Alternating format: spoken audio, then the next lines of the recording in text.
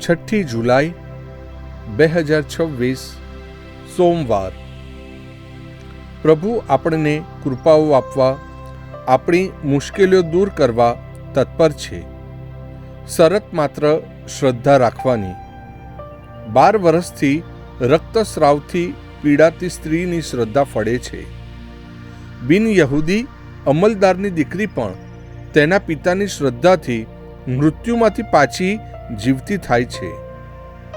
મારી શ્રદ્ધાથી હું બીજાના ભલા માટે પ્રાર્થના કરું છું. મહત્વ શ્રદ્ધાનું છે, માત્ર બાહ્ય રીતે પડાતા ધર્મનું નહીં.